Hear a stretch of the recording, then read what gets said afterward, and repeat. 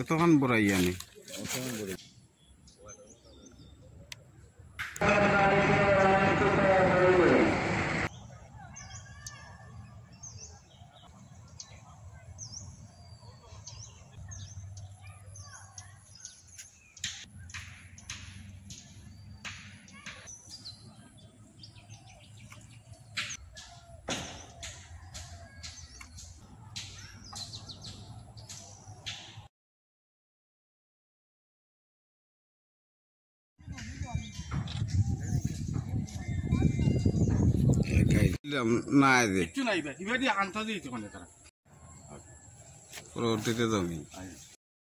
কি আমরা দুইটা প্রকল্প আছে এখানে, একটা হইলো প্রায় ১,১২০০ আর একটা হইল ৫০০ একর জমিন আছে। নদীতে পানি তুলে সেচ দেওয়া হয়, বুড়ো মোচন দেওয়া হয়।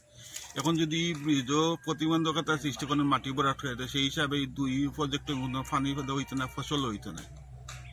আমি সরকারের কাছে অনুরোধ করতাম এই প্রজেক্টটা বন্ধ করতা, ক্ষেতটা বাঁচাইতা। কৃষক হইল কিশোর নির্ভরশীল আমরা দেশ, সেই হিসাবে অতগুলা জমিনের ফসল নষ্ট হয়ে যাব। সবার কাছে অনুরোধ হইল এই প্রজেক্টটা বন্ধ করুক আর ফসলগুলা হোক। সাহেবে যে ব্রিজটা দিতে উদ্যোগী হয়েছে, এই ব্রিজ দিতা এগুলো সকলের বালা লাগে দিতা।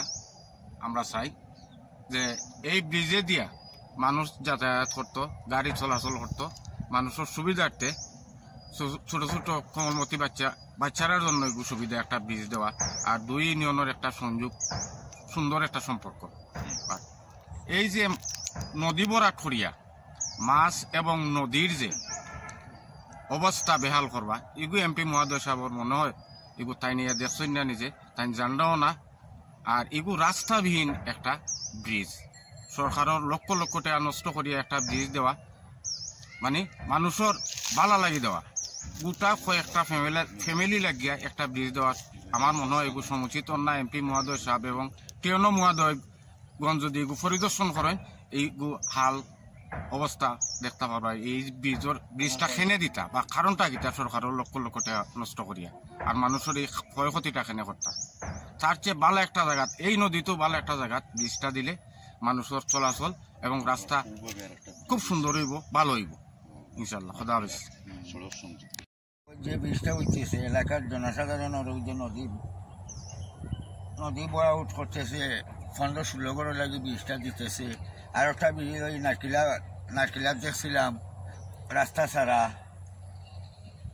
ছাড়া ব্রিজ, সেই ব্রিজের মতো ওই ব্রিজটা হবে।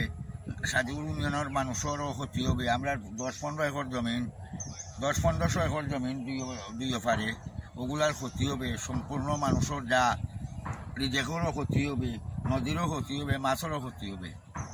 ১০-১৫ ঘরের লাগে একটা ব্রিজ করা এগুলো খুব ক্ষতি করে আমাদের লাগে।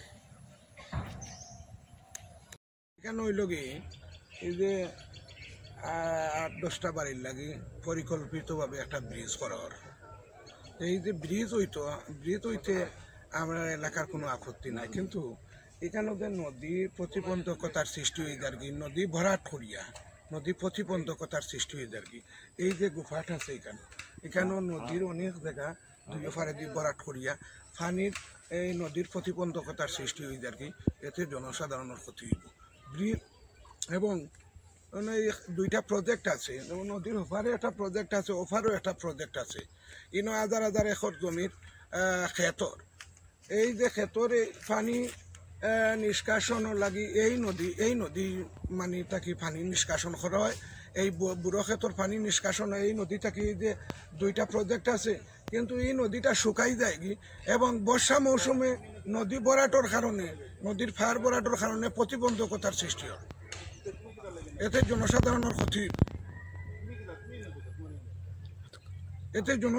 ক্ষতি হইব। আর নদীর দুইও ফার যদিও এই যে এখানে ব্রিজ হইলে ১০০ ফুট ব্রিজের দরকার, ১০০ ফুট ব্রিজের জায়গায় যদি ৫০ ফুট ব্রিজ করা হয়, হ্যাঁ, তাহলে তো নদীটা আরো আটিকে লগি পানির প্রতিবন্ধকতার সৃষ্টি হইত। পানির প্রতিবন্ধকতার সৃষ্টি হইলে এলাকার জনসাধারণের ক্ষতি হইব, এলাকার মানুষের ক্ষতি হইব। এটাই হইল আমার কথা।